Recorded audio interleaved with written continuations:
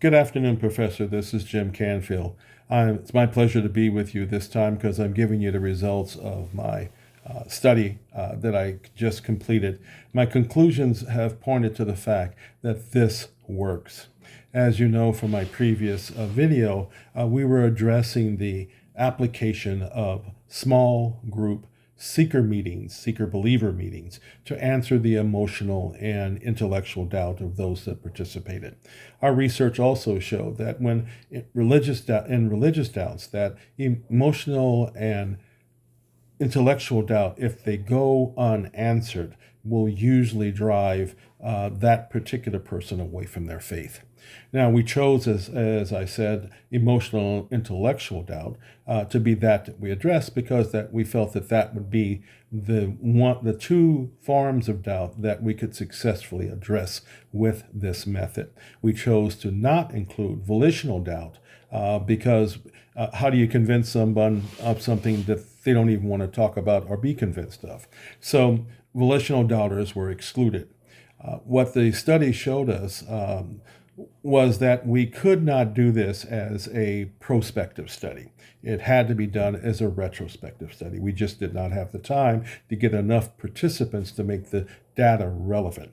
So I had been using these formatted meetings for the past year and a half in my repentant apostle ministry and in a church where I did the fellowship with these meetings, and I was one of the facilitators. Now, what we did was we collected this data. I'm a research-driven kind of guy from being in the medical profession, and so I was always collecting data. And so we looked at things like what was the religious or non-religious affiliation of these people. And what we found out was we had Hindus, we had Muslims, we had agnostics, we had nuns. And I don't mean the non-religious nun, but those that have no religious affiliation whatsoever. And we had those that would call themselves, as I said, agnostic. And of note, some of those agnostics were actually formal Christians. Now, when we looked at them, we also wanted to say, hey, does this meeting help answer your doubt? And so we kept data on, did it help you? Did you feel like you were being listened to? Was it extremely helpful? Was it somewhat helpful? Did you plan on continuing to attend, or did this not help you? Now, remember I said that we were not going to include volitional doubters in this.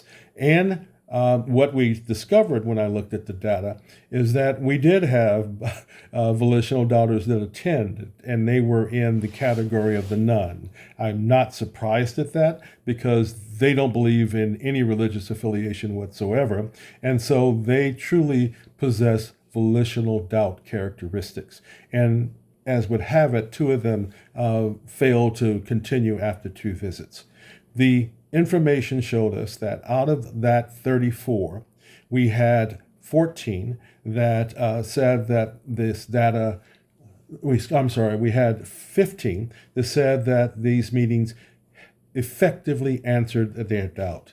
We had 10 that said it somewhat answered their doubt. We had 29 of that 34 that say that they felt that they were listened to, and we had 25 that said they would be willing to continue. And of course, along with those two